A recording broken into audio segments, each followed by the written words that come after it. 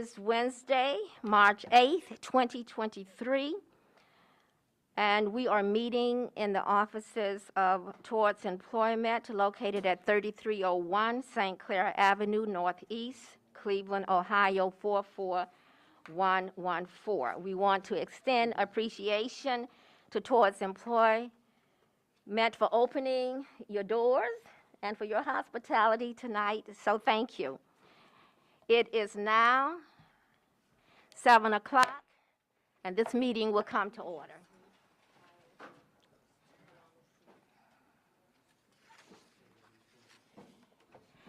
We will take attendance by voice poll. John Adams. Present. Chandra Benito. Present. James Shura. Present. Charles Donaldson. Present. Kyle Early. Present. Alana Garrett Ferguson. Present. Kate Kennedy. Present. Gregory Reeves. Present. Pete Van Leer. Present. Adriana Rodriguez. Present. Terry Wang. Present. And Sharina Zayed. Present. And I'm Jan Ridgway. I'm present, and I am the Chair Pro Tem tonight. I want to begin by extending a welcome to the community who have come in to join us tonight. And whether you are here in person or whether you are listening or observing by YouTube or by Channel 20, we want to welcome you. It tells us that you are interested in the democratic process. We need you in order for us to be successful with this commission. So we want to thank you for your willingness to come in and share this evening's meeting with us. I want to also say that you are important to this commission's work, that the fact that you choose to engage is very important to the success of this commission. Your input is important. So we will provide an opportunity at our meetings for anybody in the community who wants to come in and share an opinion during our public comment session. But I also want to make introductions in another way, that we have 4 people who are the wind beneath our wings, that we could not do our work without the support of our staff. I want to acknowledge them. I want to acknowledge our interim executive director over here, Jason Goodrick. I want to acknowledge Shalina Williams, our community engagement specialist. I don't think that's quite right, but Shalina here. I also want to acknowledge Ryan Walker, our senior policy analyst, and I want to acknowledge over in the corner, I want to acknowledge, you know, I came in and I looked, Sarah Anderson, who is our communications specialist. So these are our staff members. These are the people who you can reach, and information that needs to come to us should flow through them to us. And we want to make sure you know that they're there. They're in the offices when we aren't there. So their support is important, and the fact that you know who they are and know that they're there to support us is important to the success of this commission. I want to add an item to the agenda, and because we have never formally in previous meetings adopted an agenda prior to opening our meetings up, I can add this agenda as per Robert Rules of Order without a formal approval. But because the agenda went out and how that agenda was distributed does not include the item that I am adding, I will ask for a motion to adopt the full agenda. So the item that we will add to the agenda tonight would be a brief report from the interim executive director, Jason Goodrick, who will give us a status report on the commission's budget according to the most recent decision of City Council. So, knowing that you have the full agenda before you, we will add Jason Goodrick's comments right before the Budget and Grants Committee under committee status reports. So the chair would love to entertain a motion to adopt this agenda. I move to adopt the agenda. Thank you. A Chandra. second. Oh, good, thank you. The commission, both commissions have both introduced a motion. It's also been second, and I just ask for a vote of approval. Thank you. So we have adopted this agenda with that one addition. No, we don't need to, yeah. I want to keep the community abreast of what's going on in this commission. I think that it is important that as we learn, that the community learns as well. We have a commission of 13 individuals who have never been on a police commission before, 13 individuals who have never worked together collaboratively to accomplish the work of this commission. And even though our meetings may sometimes seem a little chaotic, I want to tell you, I believe, and I think if you have been observing our meetings over the last couple of days, you will see that we are finally turning a corner, that we are getting to know each other, we're getting to know the strengths and the limitations that each of us brings to the table, and we are beginning to learn how to work together. And I would ask that our community grant us grace as we try to organize. And I would like to remind my fellow commissioners, as well as the community at large, that every masterpiece begins with a rough draft. And we are in that process right now. We're developing that rough draft that will get us to where we need to be to actually accomplish the work of this commission. And we would ask grace, and we say up front, we appreciate that. And we will be working very hard to make sure that we do the work that we were charged to do at the time we were sworn in as commission members. So, having said that, I want to make sure that the commissioners, as well as our public, understand what our charge is. I want to make sure that we know what the consent decree is and what our role and responsibilities are under that consent decree. So I'm going to start by reading the mission statement of this commission, and I will also read the voter findings. So if you have an agenda, the mission statement is not on the agenda, but the voter findings are. And I think that, I personally think, though I'm just a co-chair, the chair pro tem for one evening, I think that these things need to be on every agenda. I think that we need to see it. It will remind us of what our charge is, and if we should start straying from implementing that charge, we need to go back and read these statements as a reminder of why we are here. So the mission statement, the mission of the Community Police Commission is to respond to community needs and concerns regarding regulation of the city's police force and community police relations by strengthening civilian oversight to hold police accountable and institutionalizing cultural change with respect to community and problem-oriented policing, bias-free policing, and police transparency. That's our mission. It sounds simple, but there is an awful lot of work to get us to where we need to be with this mission. And then you can refer to your agenda. These are the voter findings that came out of issue 24 and helped to establish City Charter 115.5. The voters of the City of Cleveland find, based on continuing serial instances of police misconduct, that there is a need to significantly strengthen civilian oversight of the police force and to hold the police force more accountable, strengthen the police reform initiated by but grossly insufficient in the consent decree in United States of America versus City of Cleveland, U.S. District Court for the Northern District of Ohio, case number 115 CV 2046.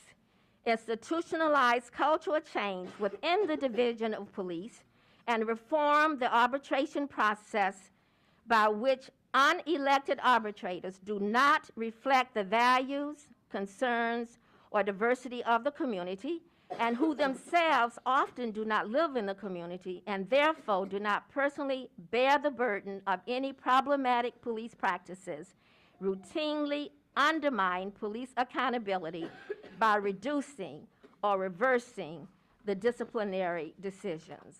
These are the voter findings that came out of issue 24 and need to be reminded. We need to remind ourselves what these findings are, and these are the findings along with the mission statement that should guide our work as commissioners.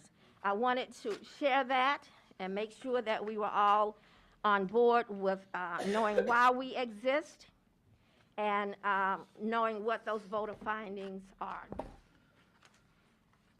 I would like to, the chair, I need to stop saying I and say the chair. The chair would like for our interim executive director to take 15 minutes or so and talk to us about the consent decree. What we do know that those 15 minutes would not be enough to cover the full intent of the decree, but it will be a beginning, and we're hoping that there will be an opportunity for the interim director to come back again and share additional information about the consent decree. So it's all yours. Thank you. Okay. Thank you to the chair for giving the idea of introducing something that we may be familiar with because it's been here for since 2015, but the question of how familiar you need to be with it goes a lot deeper than just what you've read in the news or what we hear anecdotally about it through others. So to the chair's point, the education on the consent decree has to be much more in-depth. So this, what was asked of me is to just do a very cursory overview tonight. And I would ask the chair that you set a timer and hold me accountable to that here for that 15 minutes, so that because this can get easily into the weeds here. So I want to start with the beginning. How did we get here? So the DOJ had been to Cleveland before. You'll hear that said often, right? And it is true. The DOJ was here once before, looking at the Cleveland Division of Police, and they came to the conclusion that there were problems with the Cleveland Division of Police. At that point in time, which was, I want to say, around 2010 off the top of my head, and I didn't write that in my notes, but I thought it was important to go there because you'll hear people say that we've had the DOJ here twice. So that is a correct statement. They have been here. At that time, they wrote a findings letter, and a lot of the stuff was very specific to the jail. At that time, Cleveland Division of Police was running jails. Cleveland Division of Police no longer runs jails. And there was what was called a memorandum of understanding, that the things that were found, which were constitutional abuses specific to policing and the way Cleveland Division of Police runs its jails, and there were specific things that the Cleveland Division of Police were voluntarily going to do, and there was a lot of trust in that. So years later, the DOJ comes back in 2014, and the story of how that begins, you'll hear two different themes to that. The community, many members of the community had been reaching out to the DOJ in the interim between the time they were here the first time, right, and then the time that they actually came in 2014, and asking for them to return, saying that the Cleveland Division of Police need more than just a trust factor to do some changes. Then we had some high-profile incidences in that period of time that confirmed that need. So the community had already sent letters to the DOJ, and around the same time, Mayor Jackson also sent a letter to the DOJ saying, okay, come back. So that's 2014. And what they do is, there's a law, the Violent Crime and Law Enforcement Act of 1994. So this is 42 United States Code, Section 14141. It gives the Department of Justice the power to investigate allegations of excessive force by local municipal police departments, okay? So the law made it unlawful for government entities, such as the City of Cleveland and CDP, to engage in what's called a pattern and practice of conduct by law enforcement officers that deprives individuals of rights, privileges, or immunities secured by the Constitution or laws of the United States. The investigation was conducted jointly by the Civil Rights Division, which is an office inside the DOJ, and the United States Attorney's Office for the Northern District of Ohio, which is our regional Department of Justice headquarters, right? So they did this investigation using the power that they have under the law to do so. And so what did that investigation say in 2014? So the investigation concluded that there was reasonable cause, right? So this is a different standard than if you were trying to prosecute somebody, but what it meant was that there was enough evidence to support the fact to believe that CDP engages in a pattern or practice, and that's a terminology, these things are called pattern and practice investigations, of using unreasonable force in violation of the Fourth Amendment of the Constitution. So that pattern manifested specifically in Cleveland in a range of ways that they looked at. And there's 4 bullet points that they looked at in their investigation. Unnecessary and excessive use of deadly force, including shootings and head strikes with impact weapons. Unnecessary, excessive, or retaliatory use of less lethal force, including tasers, chemical spray, and fists. Excessive force against the persons who are mentally ill or in crisis, including in cases where the officers were called exclusively for a welfare check. And finally, the last bullet point that they listed in their summary statement was the employment of poor and dangerous tactics that place police officers in situations where avoidable force becomes inevitable and places officers and civilians at unnecessary risk. So under 42 USC 14141, the government can sue a municipality to get a court order to make changes to their police department or take a direct interest in managing that police department. But that's a very rare thing. Very few departments or cities have said, let's just go to court and see how it turns out. What typically happens is they enter into what's called a settlement agreement, and that's what we have here. So in 2015, we entered into a settlement agreement, and it's a behemoth. There are 400 paragraphs that outline specific things that need to be done to move the department or to appease the Department of Justice under the law and help ensure that constitutional policing will become the norm in Cleveland. And how is it broken down? So there is a table of contents in here, and it goes by section. So although the investigation had those points that primarily focused on use of force, right, there's a lot of things that go into that are ancillary to use of force that affect how the division operates. Everything from their training to their leadership to their culture to their recruitment, right? There's almost nothing in here that isn't a part of their operation except for how to shine their shoes. It's that comprehensive, right? So in the section, some of the major sections are community engagement and building trust, right? Community and problem-oriented policing, bias-free policing, use of force, crisis intervention, search and seizure, accountability, transparency and oversight, officer assistance and support. These are the major areas, each one of them with a tremendous amount of subsections and work that is required to be done. Supervision, general policies, implementation, assessment, and outcomes and enforcement of the whole thing. So again, 400 paragraphs, every one of them with a measurable outcome, every one of them that is evaluated as far as how far that reform has gotten at this point. So that brings me to my next part that I want to cover is you're going to hear a lot about evaluation, right, and a consent decree in general, and that is a contentious point. It always has been, right? What are we trying to achieve? And lately you're going to hear the conversation all the time, how do we get out of this thing?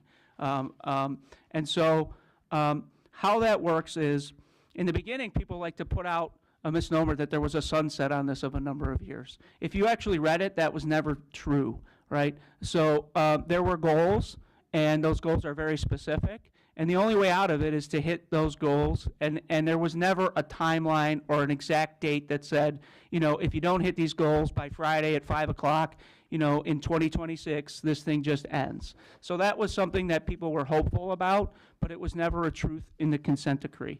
So the evaluation is the parties, you'll hear that word, is the Department of Justice and the City of Cleveland. Those are the parties. And then you'll hear the monitoring team. Some of you got exposed to a little bit about the monitoring team last night. The monitoring team is the eyes and ears of the court. That's what you'll hear it called, right? The monitor does evaluations and audits of these paragraphs in progress, right? And the city will also do its own evaluations and audits, and they will send those out, and the Department of Justice will look at all of it, and they'll meet on regular basis. Right now we're in the 11th semi-annual report, so that's 11 times a report has been put out that says how much progress we've made on this consent decree. We're about to see the 12th one, March 23rd at 3 o'clock p.m. And sometime on that date, they will release their next report detailing how far we've come, right? And it's very subjective. So that brings me to one other thing I want you to be aware of is that it's really hard to assess where we actually are, and it's based on a lot of different competing opinions. So you'll see the city, the DOJ, and the monitor often have different perspectives of where exactly we are. And if you look at the monitoring team's reports, the way they evaluate each paragraph, they use a system that is very wordy. There's not a number system. There's none of that stuff. They'll say you're either compliant, non-compliant, partial compliant, operationally compliant, general compliant, right? What does that mean? Only the monitor knows. So how is a community member supposed to understand this? So what we did, and it's in your book, is, Ryan, we developed a system where what we did was assign a number to each of their compliance ratings, just so we can get a general opinion. And I'm very proud to say, you know, our work gets cited quite often. And last night at the monitoring team's meeting, you know, it was our number, the percentage from our trying to put something that people can understand on this that was quoted as how far along our progress is. So it's not a perfect system, right? Again, subjective. So we're trying to rate something that's subjective. But right now where we sit, the question that our research method uses, the number that we use is 48%, and that was based on the 11th. And that's a snapshot in time, so that's one of the criticisms of this, right? That is good when they were doing that evaluation. It's always a little bit of behind. So I would say, you know, take it with an open mind that when that was written, there's still work being done at that time, so progress is always being made forward.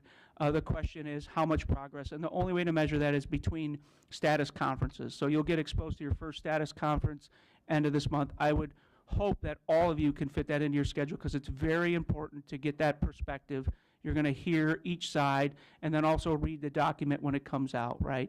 That way you won't be subjected to what the news says or just cherry picks out of there. You will have as much knowledge as anyone else has if you read these documents and read those reports. So the last point I'll hit on is the actual getting out part of it, and that's very specific. It's in paragraph 400, I believe, to 401 to 403, right? So termination of this agreement. And the word that's used is substantial and effective compliance. This agreement will terminate when the city has been in substantial and effective compliance with the search and seizure provisions for 1 year with all of the remaining provisions for 2 consecutive years, right? So a couple of things there. What does substantial and effective compliance mean? Well, that's for the lawyers to argue, right? But one thing that we're lacking so far that I could say definitively that it's been the hanging point for this is proving. No one can say that there hasn't been a lot of policy change on this department, right? There's been a tremendous amount. There's been a tremendous amount of training. But what we don't have yet, and what the point of contention is where do we stand data-wise? How has that gotten down to the street and is it effective change, right? We know it's paper change, there's no doubt about that. We know there's been training change, but what does that mean on the street? And that is the data that is going to be contested. That's what you guys will get a front row seat to over the next several years, is how that data is used to try and make the argument of how far along we actually are. So those are the very specific things, 401, 402, and 403. Those are the only ways you can get out of it. There is no making up anything beyond that. So familiarize yourself with this. I'm here for any questions about it. I know that's a very high-level overview, and it's a heavy read, but the best way to get caught up again is to follow those monitor reports closely and make sure, if you're able to, at 3 o'clock, be there for the next status conference hearing, which is coming up shortly. Would you repeat the date? Was it March 23rd? March 23rd at 3 o'clock p.m., and that will be at the federal courthouse downtown. What's that? I don't have the courtroom on my notes here, so I think, what is it, the 9th floor? 19, yeah. So, and if anyone, if you just let me know ahead of time if you're planning on coming, we'll make sure we meet you in the lobby and get you to the right place. But you won't miss it. There'll be a whole bunch of people going up there, and most of us are going to the same place. So, Thank you. you're welcome. I overlooked one thing intentionally and the other one not intentionally. We are behind on our minutes. We have been involved in lots of city council meetings, the staff have, and so we will table the approval of minutes to our next meeting. I do want to, before we begin the rest of the meeting, I want to briefly review meeting decorum. We have adopted Robert's rules as our parliamentary procedure for our meetings. And given that, what I would ask that before you speak, you're recognized by the chair. I would also say that it's okay if we disagree on an issue, but we must be agreeable and be able to work together, to collaborate to get to where we need to be. And I will ask that we do not engage in side conversations while someone is speaking. Please be recognized by the chair before you speak so we can run an efficient meeting and decrease the perception of chaos in our meetings. So thank you. We will be open for community comment. If we have anyone who want to come up and make a comment, this is the time that you can do that. Okay, I would like to make a comment.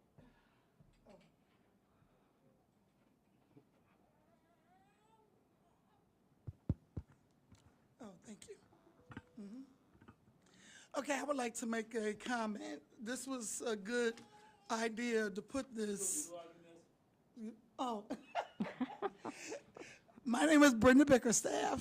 My brother Craig Bickerstaff was killed by police January 26, 2002. And I'm also with Citizens for Safe Cleveland. We were one of the authors of the petition. However, this was a good idea about Charter 115. But being a former board president myself, I do know that you have executive sessions. And because it states in here for the sake of transparency, I know it's not a requirement for you to have minutes.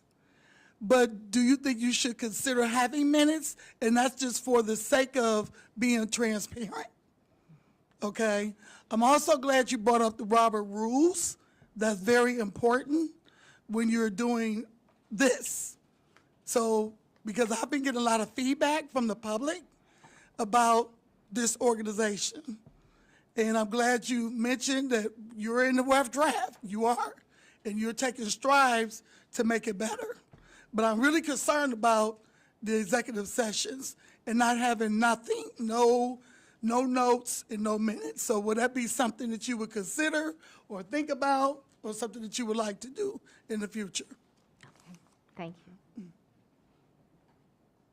Is there anyone else who would like to speak? This is your time. Is it okay if we ask questions that you guys could answer?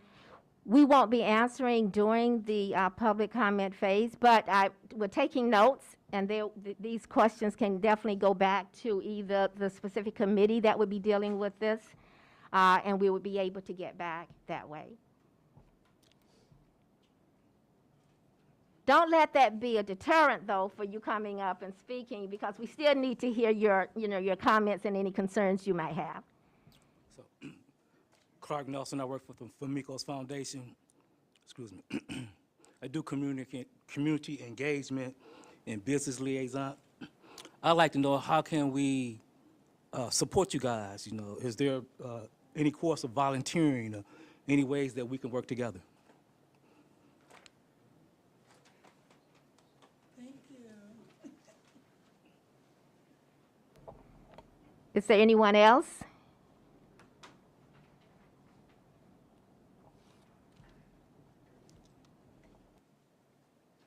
Good evening, everyone. My name is Richard Jackson. I represent the Black Shield Police Association. Basically, I have a question rather than a comment. Two questions. One, how far along are you in your training? And two, when do you anticipate being able to get into substantive matters where you can make decisions on?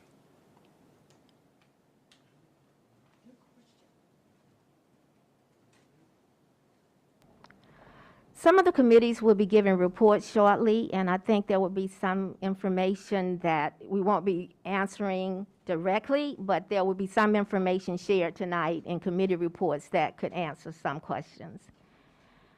Are there other comments?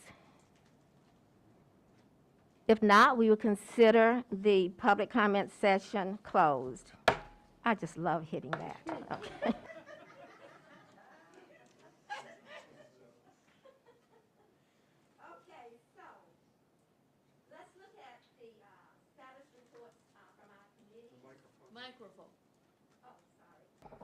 Let's look at listen to the status reports from our committees. I didn't receive any calls from any of our committees saying that there were actions that needed to be made during the night's meeting.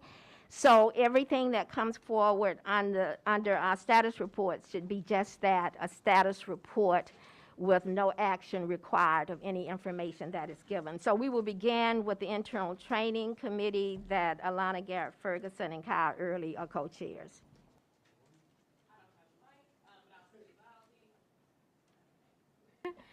So our status report, and I think this can answer some of the questions around training. We decided that we want to do all of the training on that document that we were given. All of the legal training will be completed in an 8-hour session, which we are hoping to have scheduled Saturday, March 25th. We'll be working with the staff and the legal department at the city to make sure that that can be completed. On March 22nd, that is another full commission meeting. We are hoping, I've already reached out to the director from OPS to see that they are able to come to provide training that night. OPS is the Office of Professional Standards, and that we have representatives from the Civilian Police Review Board that night, so we're also waiting to hear back to see if they'll be able to attend March 22nd, and that will fulfill a large portion of those 2 sections for the training. March 15th, which is when we typically have our training meetings, which are the off Wednesdays of our full commission meetings.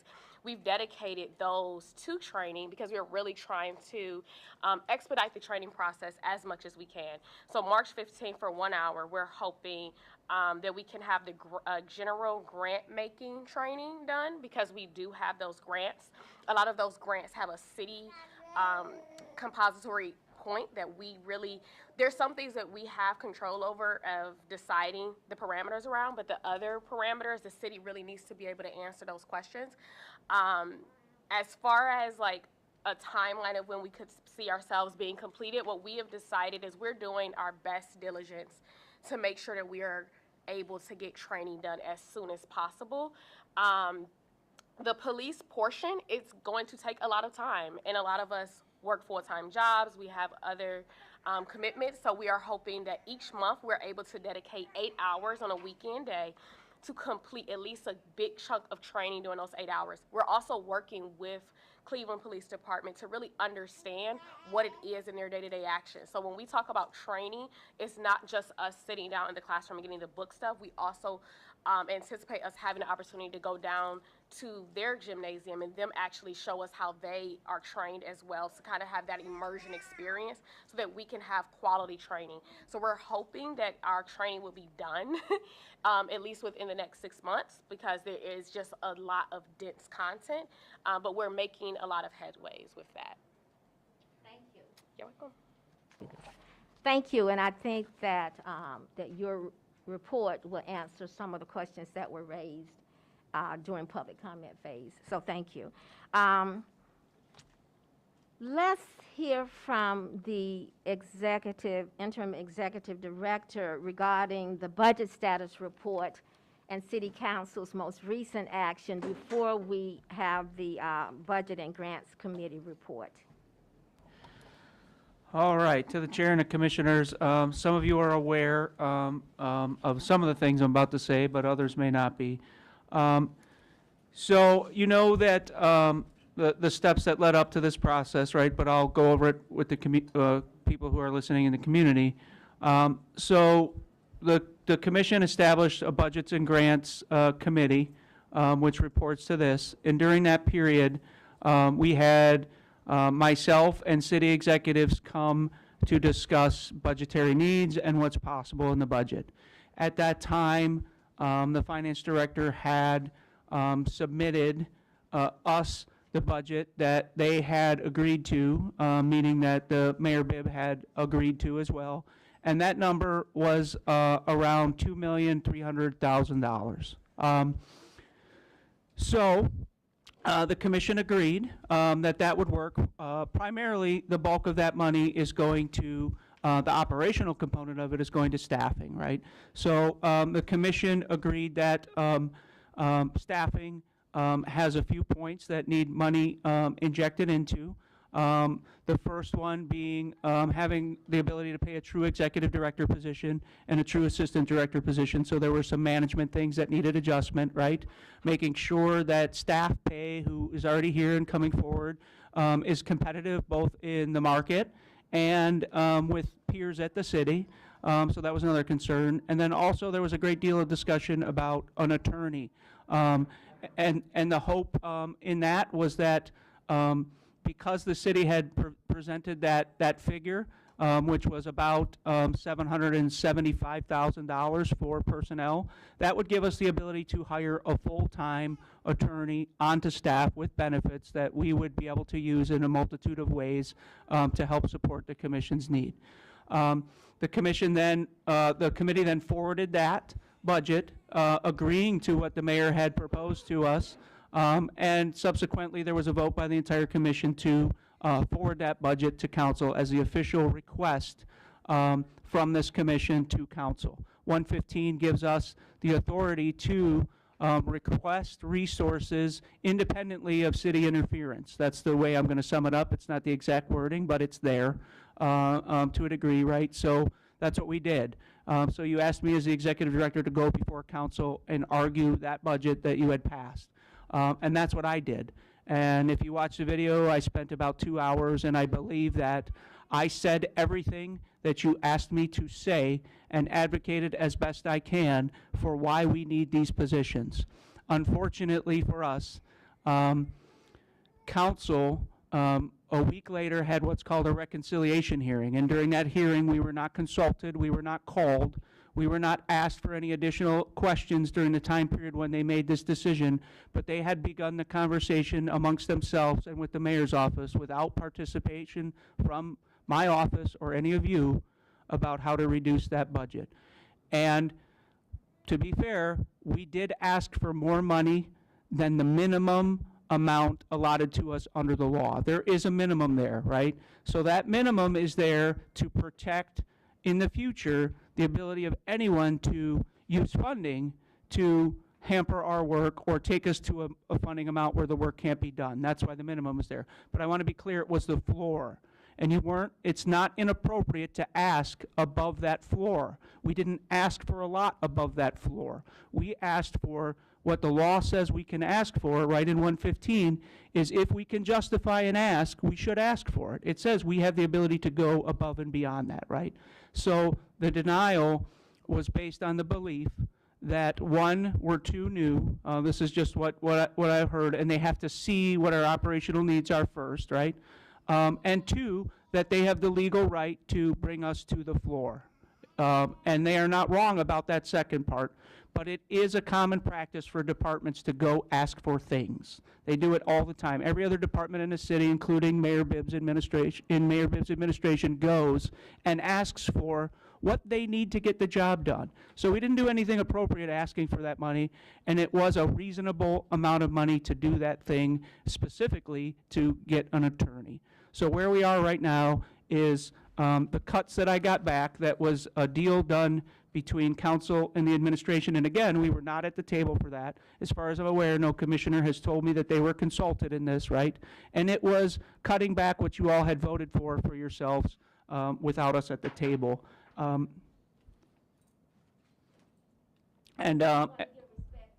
to give respect to the speaker. No side conversations, please.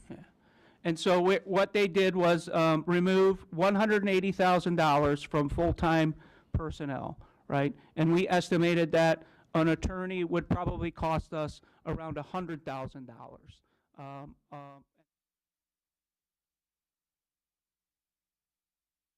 Attorney at the city was.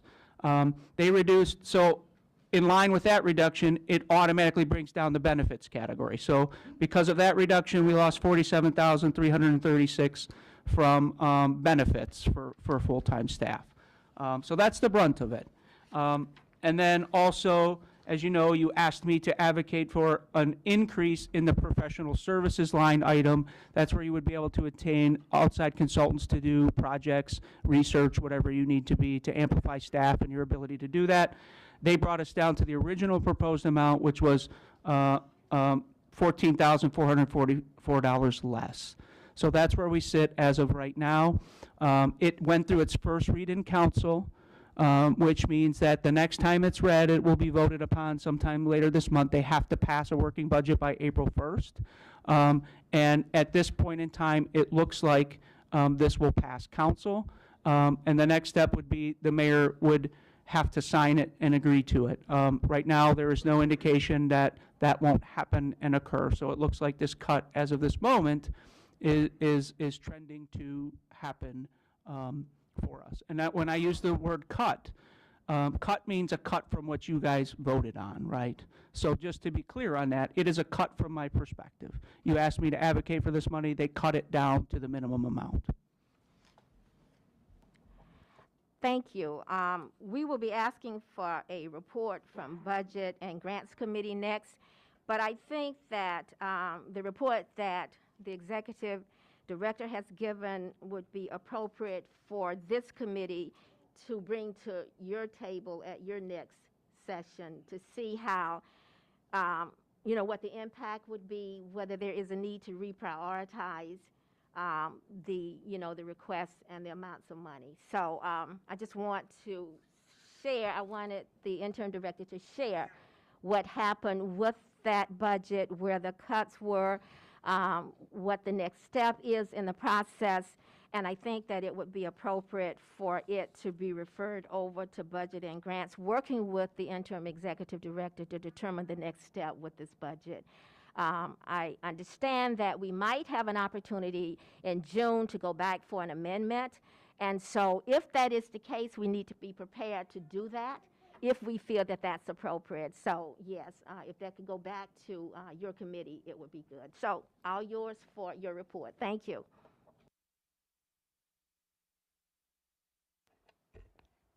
To the chair, welcome everyone. So the Budget and Grants Committee met on March 3rd in our main office buildings on Perkins Avenue.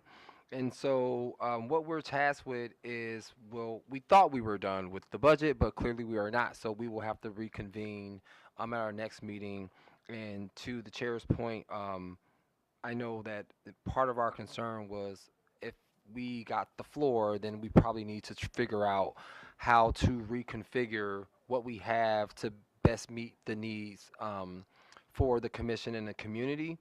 But because we had passed the budget and we were waiting for the decision, we focused on the grant process.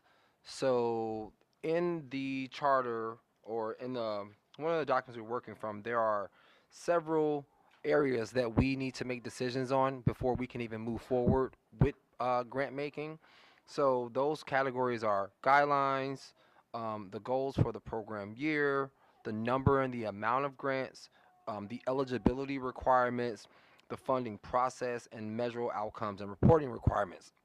So clearly we can't cover all of those things in one meeting, so our approach has been to attack several of those items in each meeting. So in the past meeting, what we looked at was eligibility. We discussed the number of grants, and we tried to flesh out the guidelines. So in our meeting, in terms of eligibility, there was discussion about, and we haven't decided, and this may be something that other commissioners feel as if they have ideas about it or approaches that would be best for the commission regarding grants. But we sort of talked about sort of like a ceiling for organizations that we would like to fund. So if, for example, I think a number that was thrown out was an organization with an operating budget of $500,000. Is a $500,000 operating budget too high, just right, definitely not too low, right? So there was discussion about that, and so if there are opinions that other commissioners with experience in this area have, I think we would welcome that input from the commissioners, because we didn't make any definitive decisions. So everything that we're reporting is open to the full commission to provide their input on. So we also flirted with the idea of maybe funding a certain percentage of an organization's operating budget. So that's also out there. And I won't get into every point of the eligibility discussion, but we did not come up to a full conclusion on that. But that was the discussion that we were having. And just from my notes, we talked a lot about wanting to ensure that there was innovation, the community impact, the sustainability, the community need, making sure that we are considering the communities that are most impacted by policing issues. And then we also talked about ensuring that we also are considering vulnerable populations. So youth, the elderly, differently abled people. So we had a lot of discussion because we felt like we needed to put all of those ideas out on the table before we could move forward on deciding what the eligibility requirements would be. One of the things that came up as we were discussing the budget, the grants, was sort of, we talked a lot about, wanting to make sure that grants were sustainable. We also were concerned about making sure that we do not design our grants in a way where we are excluding members of the communities that are doing good work. So there was a dialogue about what do we do with individuals. And we talked about, they would need to find a fiscal agent. And there wasn't, I don't think, total agreement on that point, but it was a discussion that we were having. I think it was a discussion worth having because in the end, these grants are for the community.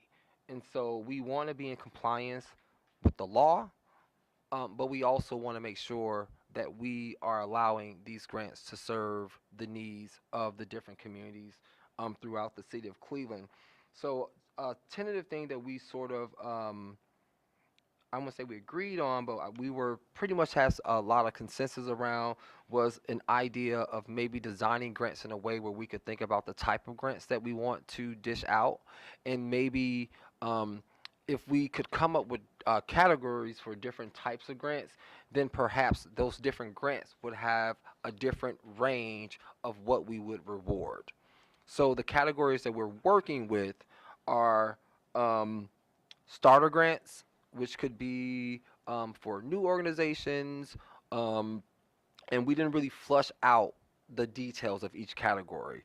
Um, Sustainability grants. So maybe there could be an organization um, that is doing good work, but like to Commissioner Kennedy's point, sometimes we have organizations that are doing really good work, but they can't sustain themselves. They can't pay their people. They can't not fully operate their organizations. And so we were thinking about making sure that if there are organizations that have shown an impact on the community, we would like to support them to continue the work that they're doing.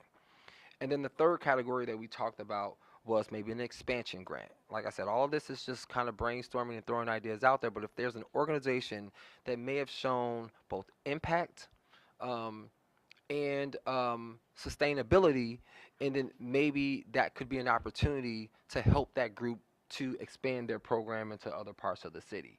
So we sort of just we talked about those things in terms of the types of grants that we would like to give out to or not say give out, but we would like to basically award to the public. There was discussion, and I think we are going to be on a tight timeline in terms of when we decide on all of these issues, when we bring them to the full commission for votes, and then when we start the process of actually having community organizations or individuals apply. So our hope is that as we are figuring these things out as a committee, that we may be able to bring our agreements piecemeal to the group so that we're not just bombarding the commission with everything at one time, because there's just a lot going on. But an issue that we really would need some input on, I think, from all the commissioners, and Ms. Bickerstaff was involved in this discussion as well, is how high do we go with awarding grants? So there was a discussion about maybe 5,000 as a low for some areas, but then there was discussion about if 5,000 is enough. I mean, I know personally I could spend $5,000 real quick. So as an organization, we weren't sure if 5,000 is too low, but we also don't just want to waste money and give it away. So we're just trying to find the right balance. So that would be it would be nice to get some input. I think you can just contact anyone on the budget committee that you have a good relationship with or you feel comfortable talking to, and they can bring that to the committee. But what was presented by co-chair Rodriguez was possibly like a $10,000 to $70,000 range, and there was dialogue about if 70 is too high, should we do 50, should it be 25? So we are just at a point where we're trying to figure out the right balance for the grants in the committee. And something else that we discussed and that I think we need to consider, especially those of us who may be on the grants committee in the future, is we have to be mindful that we have to manage all the grants that we distribute. So the idea of giving away only $10,000 grants, $10,000 is a lot of money, but if you have $1.1 million, that's a lot of $10,000 grants to give out, and then the staff has to manage it. In light of what just happened on the budget committee from the city council, we did not get the support that we needed from them, and so we have to be mindful of how we issue this money out. I know that Commissioner Zaid also was considering that we should be open to giving away a larger amount of money as well, and I agree with her on that. But again, that's something that we have to bring to the full commission, and before we make decisions on what we're going to present, it would be nice to get as much input as possible, because as I said, we're going to be on a tight deadline, and we may not have, if we want to meet that deadline, it would be nice that these sort of caucusing discussions are had before we come to a full meeting, and then all of a sudden we're stuck because there's a disagreement over something. So I'm just going to encourage everyone on the commission to feel free to contact any member of the budget committee. Serena's pointing at me. But you can contact me. I will respond, but we are a committee. So you can contact anyone on the committee. And then lastly, um,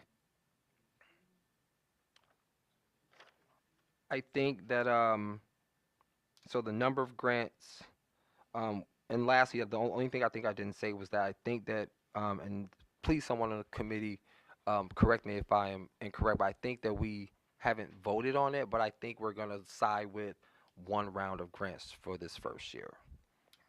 So any input you have on anything that we discussed and we talked about, we are encouraging everyone to give us as much input as possible because, with the exception of perhaps, when we get into these cases, this is the other really significant part of what, the commission is going to be tasked with doing. So even though we have a committee, I think it's really important that we have as much input as possible before we present anything to the full committee. Thank you. Thank you. The chair would like to encourage the commissioners to respond to Commissioner Adams' request for input. I think what we don't want to happen is that this table is used for your committee meeting.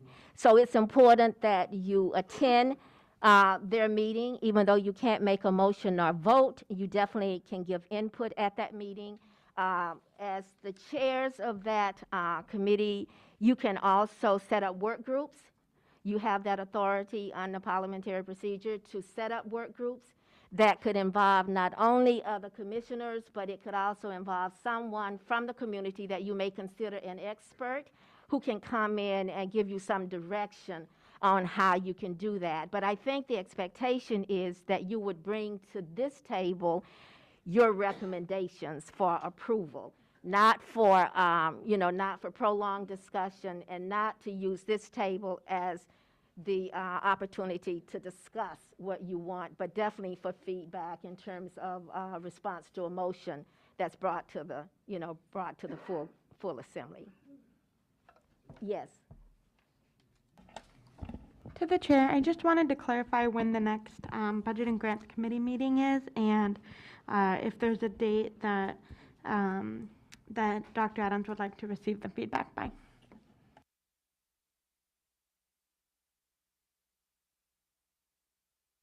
I believe we decided on the 20th at 3 p.m.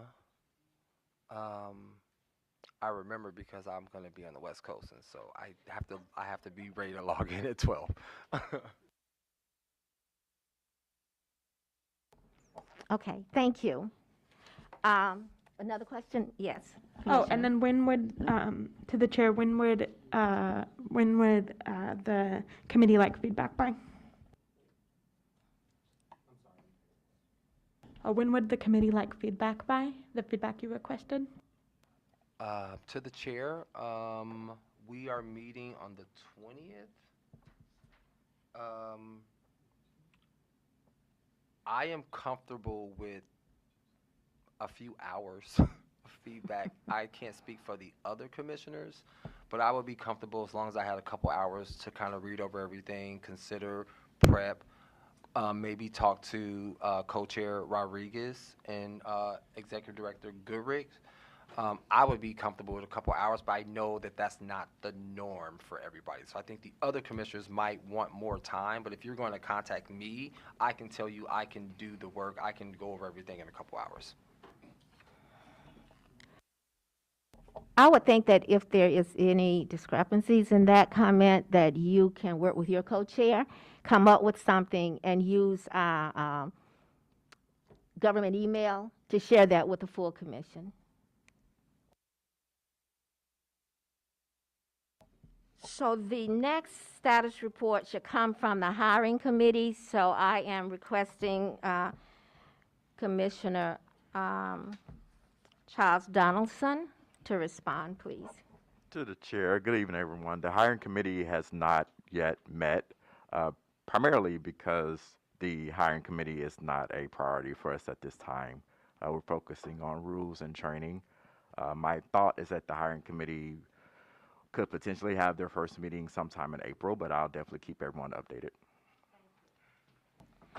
Thank you. One of the things that the chair wanted to do was to list our standing committees and our temporary committees so that each of the commissioners would know what our, committee list is, and our public as well.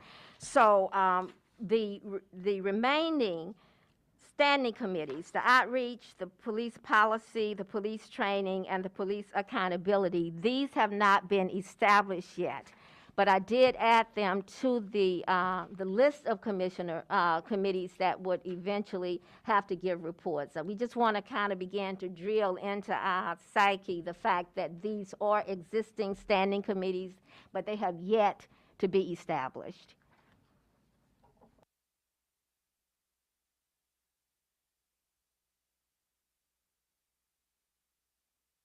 So the floor is now open for old business, and we will hear from the chair, Commissioner Wang, from the Rules Committee.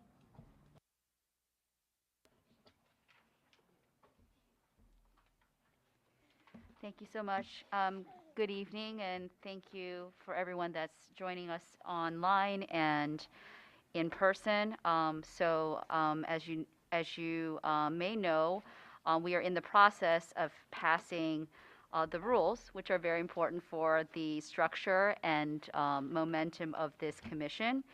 I'm right now going to, in lieu of giving a summary by myself, I'm just going to read for everyone into the record the executive summary of the changes we made since our last meeting. So our last meeting was on March 2nd. And on March 2nd, 2023, the Community Police Commission's Rules Committee met to once again consider the contents and proposed edits to the draft CPC Operations and Procedures Manual, Section 1, created by Interim Executive Director Goodrick. This memo supplements the memo sent on 2/15/23. As an additional note, the draft rules are attached in their entirety. After content is approved, staff will clean up the document, check for spelling errors, ensure words that were eliminated are completely removed, and renumber the table of contents. So these are minor things that will be done to finalize the draft. In addition, the Rules Committee requested that a system be put in place that delineates permanently which sections are law and cannot be edited in the future via motion. Please focus on changes and not minor errors that still need correcting. So here is the reference of changes that we made on March 2nd. Section 1.31, under ethical responsibilities. The committee deferred to the Law Department for final wording, and it is pending review and comments by Assistant Director of Law Delonte Spencer Thomas. Once comments are received, they will be added to the section without changes. Section 1.32, professional responsibilities. We added language that further explains, quote, equivalent productivity activities, unquote, giving examples such as appearing on panels and research projects. Section 1.44, leadership. The election of co-chairs is clarified with the following language. Terms will be 1 year, and co-chairs shall be selected no later than February of each calendar year, with the exception of the first year. The procedure and timeline for the first year, 2023, shall be as follows. Announcement of ad hoc exploratory committee on March 8th. This committee will determine voting procedures and interests for the co-chair positions. Nominations shall be put forward and speeches will occur on March 22nd. The co-chairs will then be elected on April 12th. Section 1.45, committees. The word sub was removed from all references to committees. In addition, the following language is added to this section. For the first class of commissioners, police-related committees will be formed after initial training occurs. The commission shall make every effort to complete the minimum amount of training required to establish these committees within 90 days of the adoption of these rules. If there are more than 5 commissioners interested in any committee, the co-chairs of the commission will have final authority in determining how the committee is seated.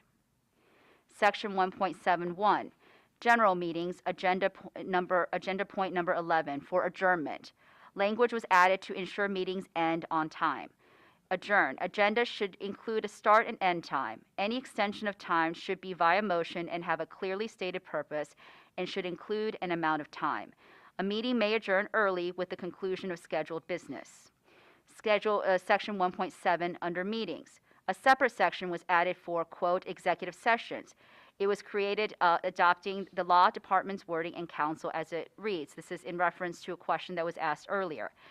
And at a regular or special meeting, the commission may enter into an executive session as follows. For a motion followed by second is made to enter into executive session.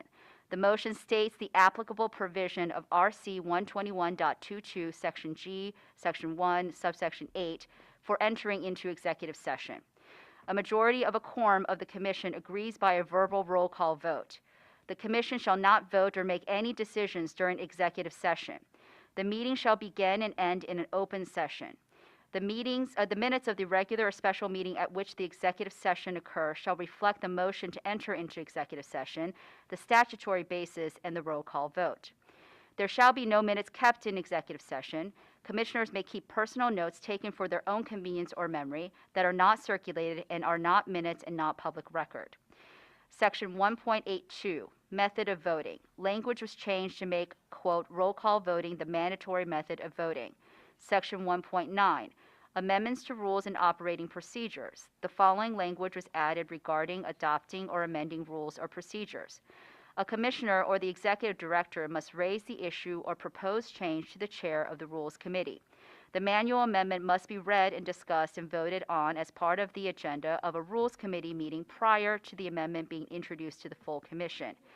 For the initial adoption of the manual and adoption of any proposed amendment to the manual to become effective, 2/3 of the permanent members, that is 9 out of 13 members, must vote in favor. And lastly, with the exception of the first adoption rules, which will take immediate effect, any subsequent rules changes in the manual take effect 15 days after their publication in the official minutes of the meeting. So now that I've given you an overview of the changes that we went through on March 2nd and made, I move to adopt the rules section 1. Anyone second? So Commissioner Wang has moved to adopt the rules, the section 1. Right. Is there a second? I second. Okay, so we have a motion and a second on the floor. Any discussion?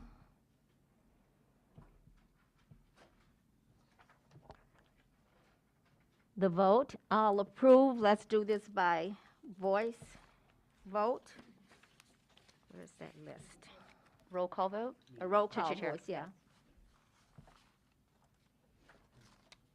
Is that sheet passing around for signatures? Yes, so I make sure I call everybody's name.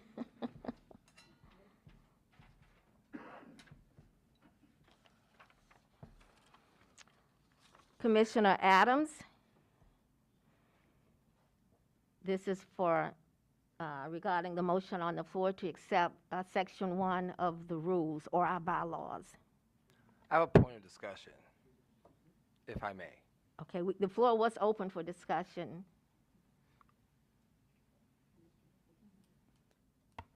Aye. Okay.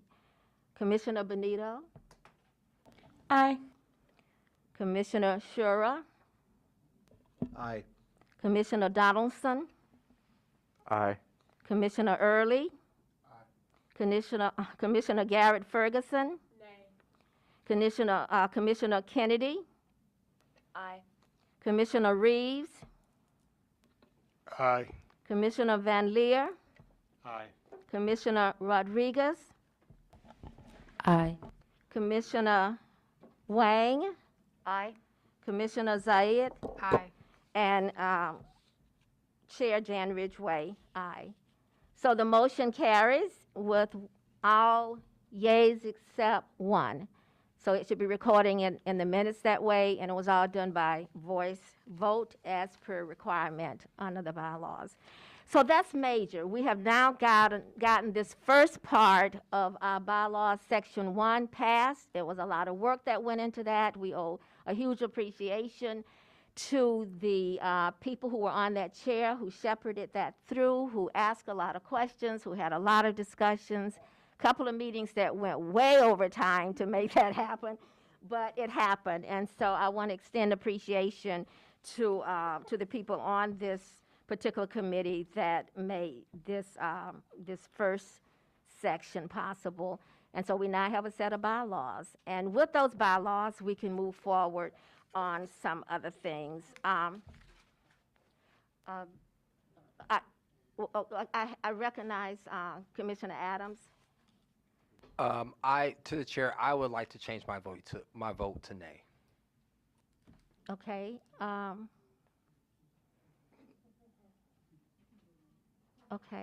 Okay, that's the one thing I haven't checked, but I guess it's okay. We just need to change it to nay. You have that right to do that. Yes. So this is a first for me as well. I've never had Yeah, I this haven't before had me, that so we before. can, we'll note it in the minutes, Yes. and then we will default to Robert's rules to see if that's acceptable. If nothing else, he's on the record as requesting that. Thank you for that clarification. I've chaired many meetings, so that's new to me too, but that's why we have Robert's Rules of Orders. I go back and check it as well, so I appreciate that. Commissioner Wang. I just want to note that our next rules meeting will be March 13th from 5 to 7 p.m. and we will be going over Section 2. Definitely, certainly the media policy. I'm not sure if we will get to the evidentiary process, but I know that it seems like a lot of, just rulemaking may not seem like the most fun thing, but it's very important, especially that second part. So we welcome the public to attend that meeting. I do also want to say that, these rules were made in an effort to maintain the sections that may be under controversy to some, and there are differences of opinion, I'm sure, on the commission, are because of we received guidance from the law department, and we hope that we are maintaining in the effort of, in the spirit of transparency, I will say that we should make every effort to understand the legal requirements and statutory requirements for entering into an executive session. I think the focus has been sometimes on whether minutes have been taken, but there are very limited reasons, specific, and have to be captioned in order to enter legally into an executive session. So, and we will follow those rules in the spirit and in the intention of transparency for the public to understand what is going on in the commission. So I just wanted to note that. But please attend our meetings, on the March 13th if you are interested in participating or giving comment on that process. We will have a public comment period for that. Thank you. Okay, and my apology for mispronouncing your last name. No, it's not okay, but I do ask for forgiveness for that. We can move to new business, and we would like to begin. Oh, you have another? Oh, I'm sorry. Yes. I did a quick Google search, and I just wanted to share what I found on changing your vote. So what I found, and take this with a grain of salt, it's a very quick Google search, but a member may change their vote up until the chair announces the result. And then after the chair announces the result, a member may change their vote as long as there's unanimous consent of the body. But once the chair announces the next item of business, it is not possible to change an individual vote.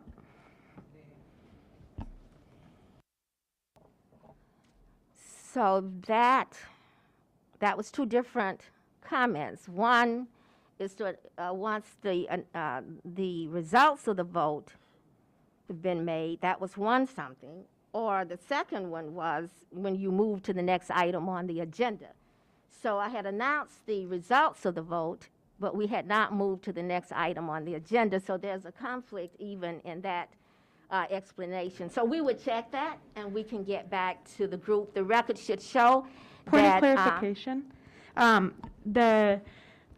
vote can be changed without the unanimous consent of the body before the chair announces the results, but after the chair announces the results, but before the next item of business, person can still request to change their vote, but it has to have the unanimous approval of the body. Okay, I think for the sake of moving forward on, with this meeting, and I'm very concerned about efficacy tonight, we will have your vote reflected in the minutes, and we will make sure that we understand how this works under Robert's Rules of Order, and we will move forward at that point. But at this point, your vote would definitely show as a nay in the minutes. So under new business, we have our staff person, Shelley. Yes, you want to come forward?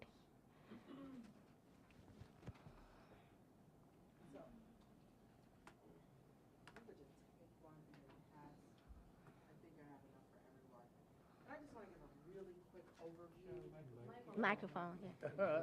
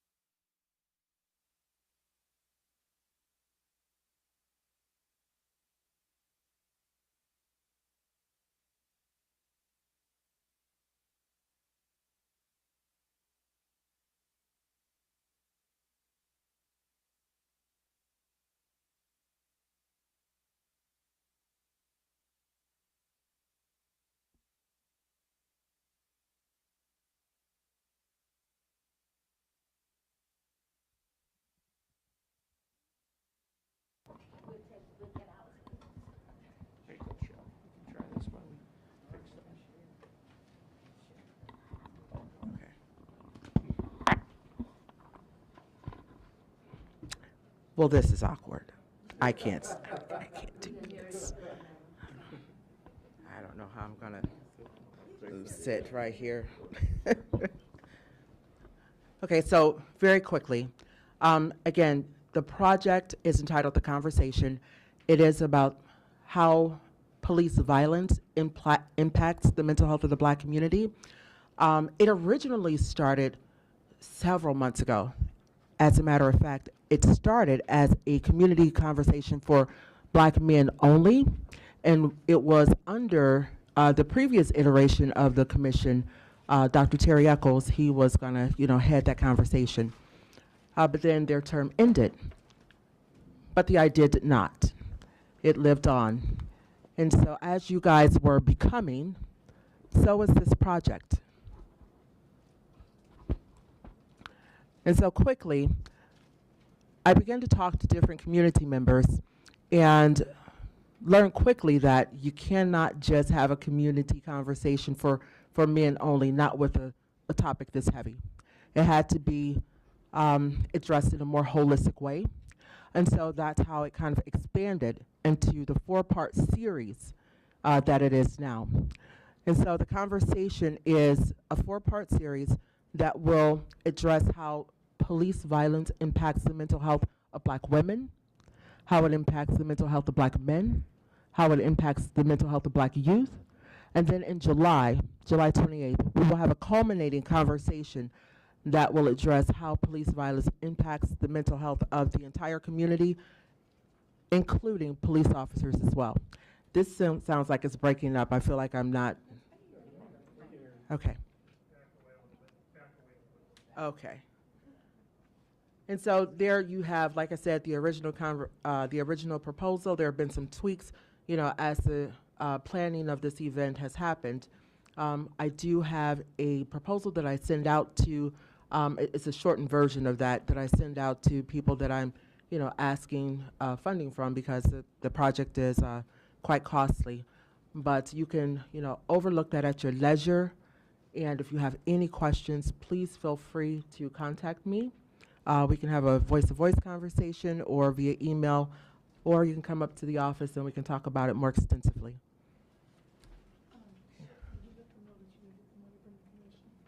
Oh, so let me say this too. We are partnered with several community partners, and that's further along toward the end. Black Lives Matter is our fiscal agent for this. I don't want to go into detail about all the partners, but every single partner that you see on there, they're either part of a planning committee, like the Executive Planning Committee, or the Mental Health Planning Committee, or they're a funder. And so, correct, not the CPC. There's been no funding asked from the CPC. Thank you. Thank you.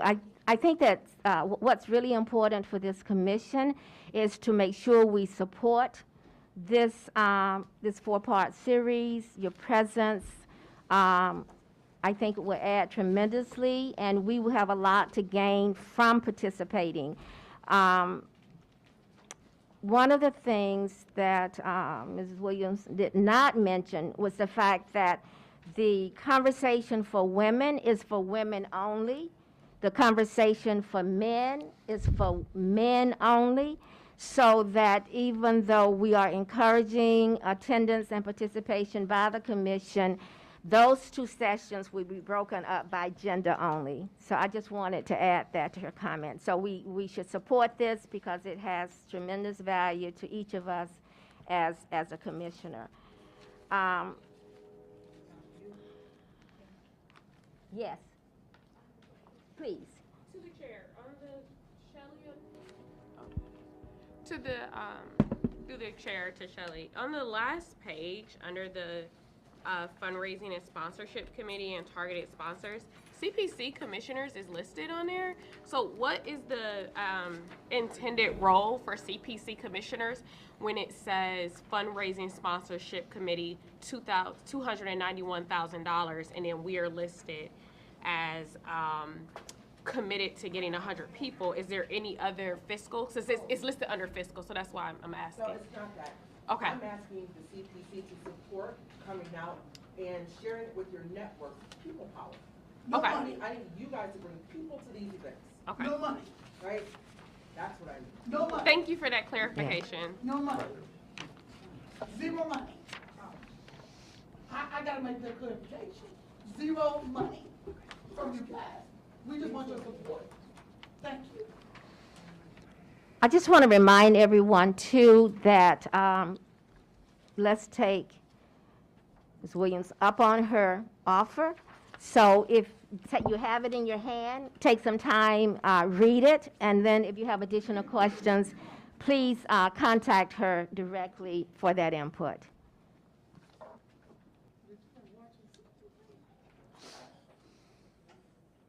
So the last item on the agenda will be ad hoc committees.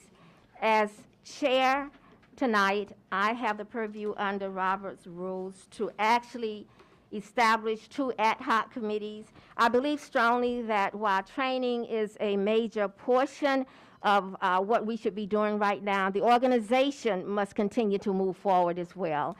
So the chair is establishing 2 ad hoc committees. The first one would be one to actually poll all of the commissioners to determine who is interested in being one of the 2 co-chairs. And that ad hoc committee would bring that slate of potential co-chairs back to the full committee at the 22nd meeting and present that slate of potential co-chairs to the full body. The floor can then be open for anybody else who wants to be recommended to be considered as well. And then you have an opportunity to actually do your speech if you want to convince the other members of the commission why you should be considered. And then at the first April meeting, we would take a vote and elect the 2 co-chairs. So the 2 people who would be working to poll you to determine if you have interest in this one of the 2 co-chairs. One will be Charles Donaldson and the other one would be Caitlin Kennedy. These are the 2 commissioners who will work on determining your interest and coming back to present a slate. I just want to say this as well, that our staff member Ryan Walker will also be available to work with you to establish any process that we need and to also answer any questions that might help us to facilitate this process as fast and as efficient as we can. The second ad hoc committee would be one that will poll the full commission and to determine which of the 6 standing committees and the 2 temp committees you might be interested in. This will be an anonymous process.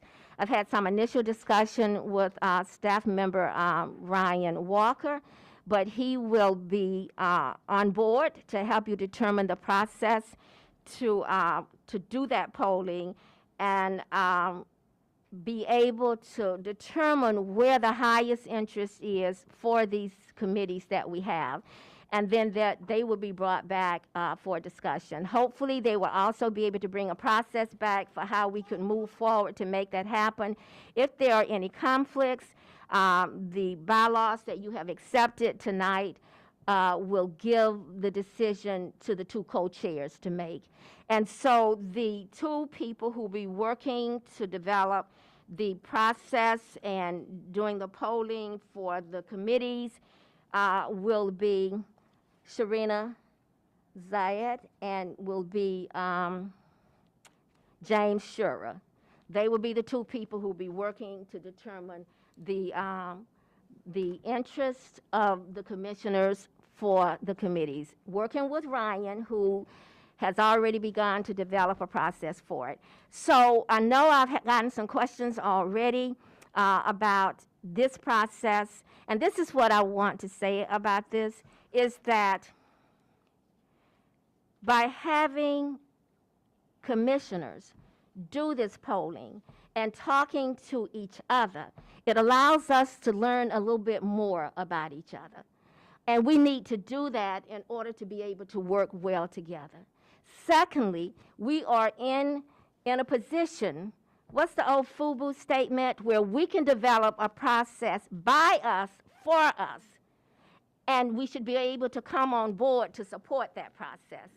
And the third piece of it is, at some point, we have to learn to trust the process.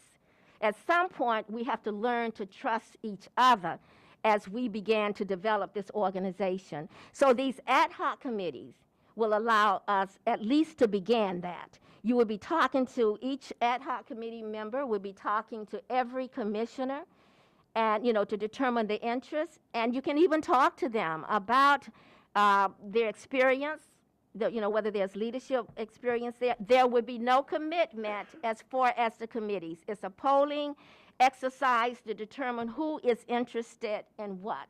And whether we will have 11 people interested in one standing committee and maybe 1 interested in another. Either way, we will abide by the bylaws that was approved tonight that says that each of our committees must not exceed 5 members and no less than 3. And so this will give our commissioners an opportunity to actually serve on more than 1 committee. So we trust you with the process. We trust you with the ability to talk to your fellow commissioners and to poll them and see where their interests may rest, knowing that this is not a commitment.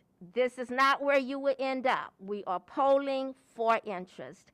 And I would ask that you trust the process. At some point, we have to learn how to trust each other and work together to accomplish the work of this commission. So, having said that, it is now 7:28. And because the formal adjournment is already scheduled for 8:30, you have a question? Oh, go ahead. Go ahead. No. I'm not sure. No, you please. In terms of the next chair pro tem, if we need to do that. We can do that. Do we have a volunteer for the next chair pro tem? I would nominate Adriana Rodriguez if she's willing. You okay with that? All right. I don't think we have taken a formal motion on it. Usually if somebody, huh? Do we need a second?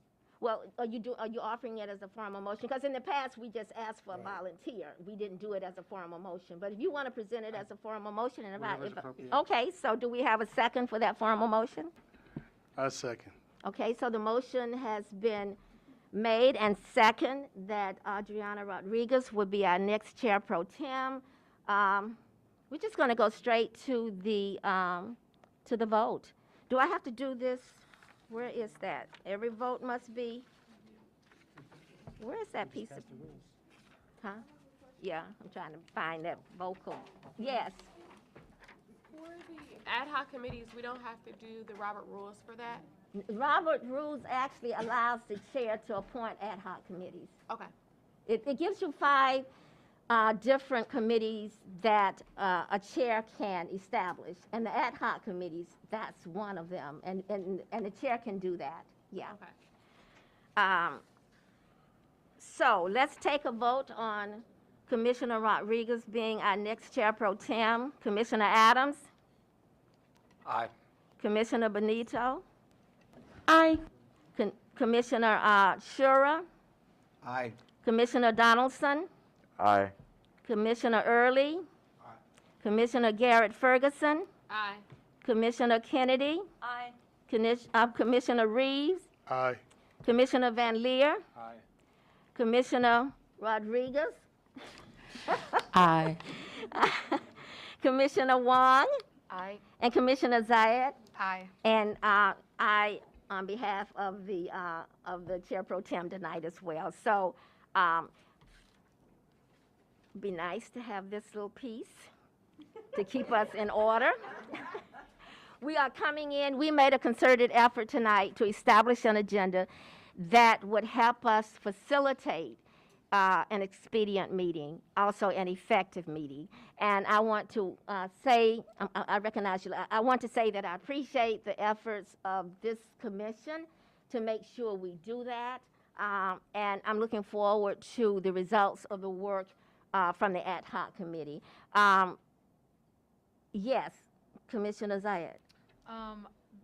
Because we do have time left, I noticed that there were some community members that came in after the community comment. I just wanted to acknowledge them and see if they wanted to make any comments. Okay, so I will say this, that we moved the public comment section from the beginning to midway the meeting to make sure that we did not, that if people came in, that they would still have time during the, during the course of the meeting to make a comment. I have no problem doing that, but I would encourage the public to come in and make their comments within the scheduled time for public comment. So we don't have to do it, come back, go back, and do it again. So because you didn't know that, because you hadn't seen the agenda, we are open to whatever comments you have to make.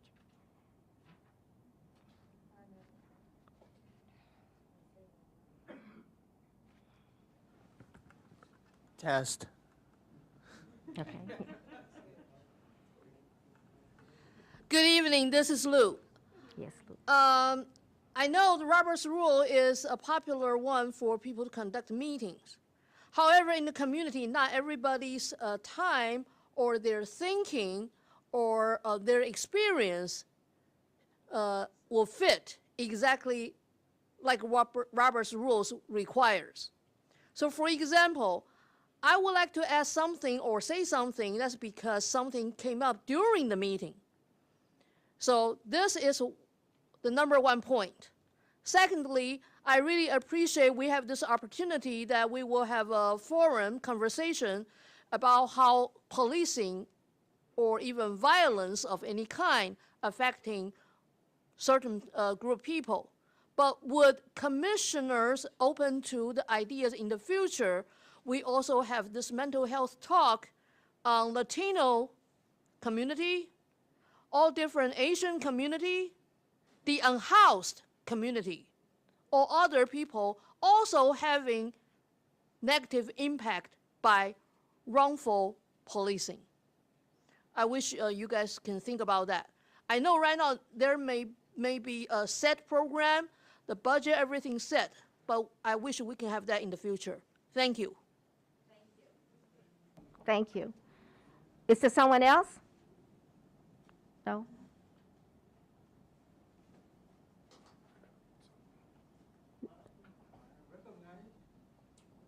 Yes. Okay, I just want to make a comment here. It seems to me as if you are dissecting Robert's Rule of Order. You made it applicable to everything else except the first vote. That's not the way it should be. As Commissioner Adams said, yes. It should remain yes. You cannot go back and change it. So I would suggest to you to move that vote back to yes, and only one nay. Because if you make all the other votes based on Robert's Rule of Order, you did it right. But his vote remains abstain on your committee. I just want to bring that up.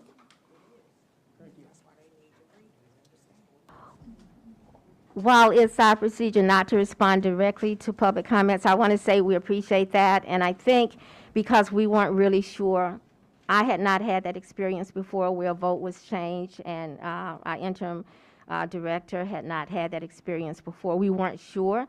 So when we determine what that is, and thank you for sharing that, we will definitely follow whatever that procedure dictates. Thank you. If there's no other business, yes. Just one thing real quick that we don't have to discuss tonight, but something I wanted you all to think about. So in the training meeting, we were reminded that we do 2 full commission meetings a month because there is supposed to be a training component in each one. And so now that we're doing it this way, we're trying to cut back because we have no free weeks with the way these trainings are scheduled. So just think about a way that we can really knock it down to every committee in 1 week. So we at least have a week without training. Just something to think about. Oh, sorry. To the chair. So maybe we can charge staff to look at schedules and see if it's a way to make that happen. I know that we have some training already scheduled, so it may not happen, you know, within this next month, but it may be something that we can move toward. But if the staff would look at that and see how we can make that happen. Okay, so yes. I just would like to add a comment for consideration by the full commission. And I think it's important to note, since we have so much business, administrative business that we have to get through. It is, and I'm very happy, thank you so much, Chair, for creating these ad hoc committees and these different processes. Tonight's meeting went very well. But I hope that we're all remembering that the work of policing is going to come up very quickly for all of us. And I am really hoping that after these ad hoc committees and these votes of chairs and different things have actually taken place, that we can then divert our attention to the real reasons in which this commission was actually established. I think it's really disheartening to know that 4 of our main committees will not be open for several months. And so I'm just really, really hoping that we can take some time and really reflect as a commission why we are here, what is the work that we have ahead of us, and really consider who we are serving and working for, and that hopefully after the votes for these ad hoc committees, which are just about chairs and quite frankly doesn't really have much to do with why people are coming out to our meetings, that we actually will be able to move to do that good work and honor the citizens of Cleveland and honor the people and actually getting to the police work. So I just really want to put that out there. I think that all of us have good intentions and our heart is in this work. But but it's just very disheartening that those 4 committees will not be open. My heart stands with a lot of the community and how you guys feel frustrated amongst these things. So I'm just hoping as a commission, after these votes of chairs and that business is taken care of, we will actually be able to honor you guys and honor the votes that you have had, because that is why we all are here. Thank you. Yeah, we appreciate that. The chair appreciates your comments, and I'm pretty sure that other commissioners here appreciate it as well. But I don't think that it becomes one or the other. I think we must organize and get that out of the way, and then we can, at the same time, continue to do the training. I think the election of the chairs and the selection of the committees, that will not prevent us from also doing the training. They can go hand in hand, and I think it was Commissioner Adams that said something to the effect that we ought to be able to walk and chew gum at the same time. So I don't think one automatically negates the other. And I think that it was at the behest of the group that the decision was made not to establish the police committees until after the training was done, so that people would have an idea of what it is they're supposed to do. But I definitely think it is something worth discussing, but I don't see that one moving in one direction with getting the organization in order would prevent us from getting the training in order. Yeah, and it's the one thing about ad hoc committees, they're very temporary. They are extremely temporary. You do the work, and then the ad hoc committees are dissolved. The work is done, and we are seeing within a month that the chairs will be in place. So I just wanted to respond that way in terms of our understanding of how this work should move forward. Yes, Commissioner Wong.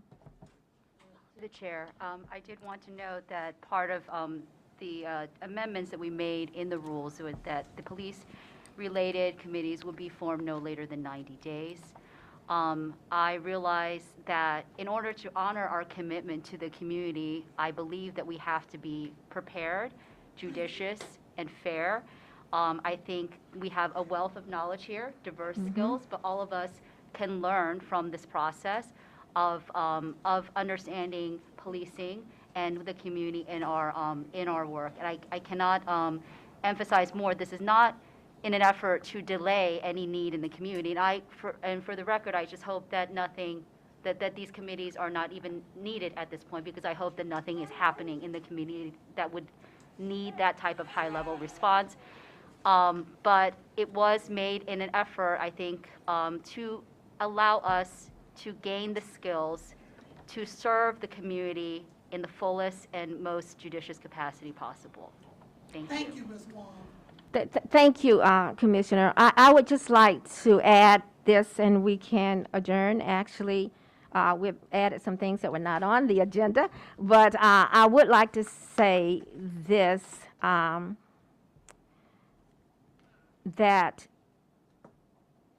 and I would like to echo your comment. We have a commission of 13 highly qualified people who have experience, people who have training, and that as soon as we can finalize the appropriate training for the police, because it's very specific what we have to do, we should be able to move forward on that. But I just think that we just need to keep in mind that because of the people who have been selected for this commission, we should be able to move this organization forward and gain the training and the knowledge we need to be effective commissioners as well. And it does require commitment.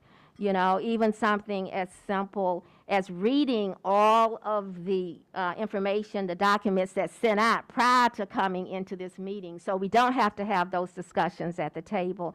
Getting back to whoever the chair is to let them know whether whatever your committee has to report, whether it will come forward for action or whether it will come forward for information. So all of us have some responsibility to make sure that this commission move forward as effectively and as efficiently as possible. And so I want to say thank you. I appreciate your you know, your willingness to allow me as the chair pro tem to change things around tonight, to be able to provide some information from Jason, the interim executive director, that is really important in our understanding the consent decree. And I want to say that it was a very interesting meeting last night, listening to the two law firms that are up for consideration by the city of Cleveland. I think it's important that you have an opportunity tomorrow night. I think it would be virtual tomorrow night to at least hear it, because that work also impacts our work, and we need to be prepared to respond. You know, the nice thing about last night, we were able to ask questions.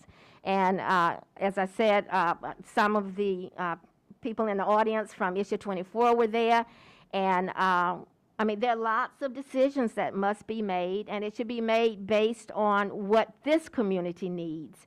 And so I just want to share that and encourage you to at least go online tomorrow and listen to the community forum that would determine which law firm becomes our next monitor. I think that's important because we have to work with them. You had your hand up? You okay? Okay. And this relates as to the monitor. I just wanted to say, is this on? Yes. Okay. Why this commission is so important.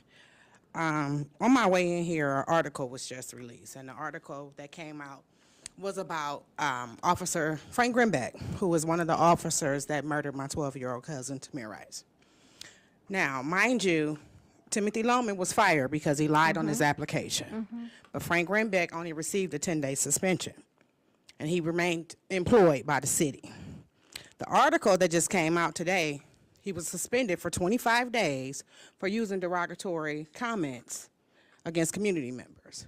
So this is how important this is, because if these officers are continue to remain on this commission or remain on this law enforcement department, doing the things that they do, it's imperative that you all understand and see this, because he should have been fired. He should have been fired, and then this would have been prevented. But now he's back in the media again, violating policy, violating procedures, turning off his body camera. 19 Action News just covered it, so read it. This is why this commission was created, and that's why it's important that you all get it right. Thank you. Get it right and get trained. And I'm gonna keep saying it. And maybe I'm out of turn, but this is critical. You gotta get trained so you can understand the GPOs. There's a former cop right there. So you can know those GPOs and you can be on point. Stop trying to jump in feet first. Okay, so the chair would love to entertain a motion to adjourn. Yes.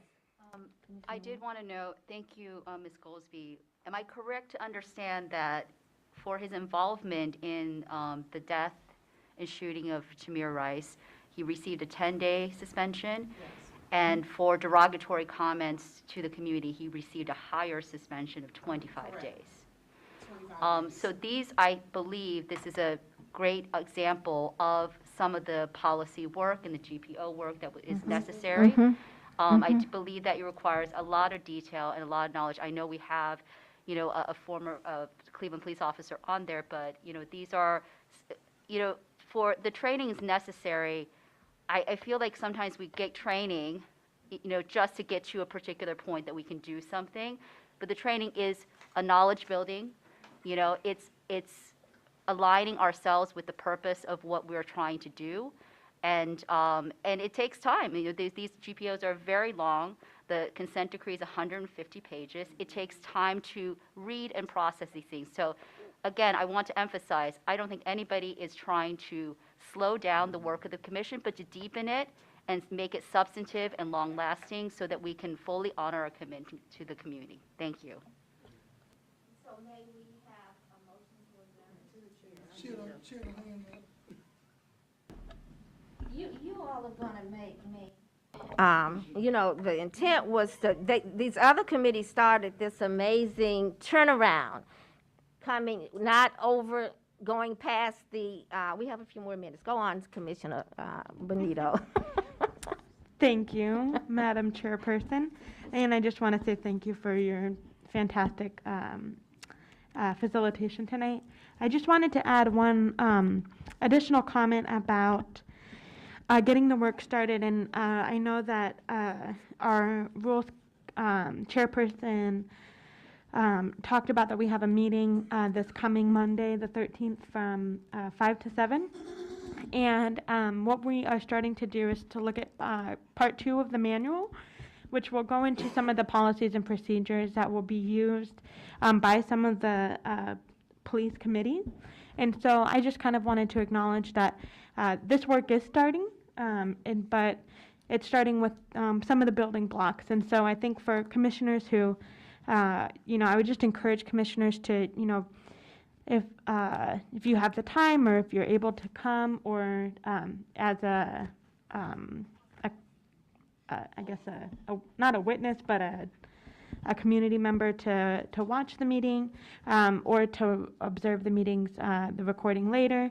That is one way that this police work is starting, and we will be starting that on Monday.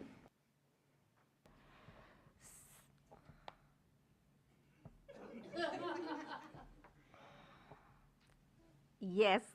I move that we Commissioner adjourn. Reeves. Second. It's been moved and second. There's no need for a vote on it when it has been scheduled to be adjourned anyway. Thank you. Love you. Thank you for allowing me. Thank you.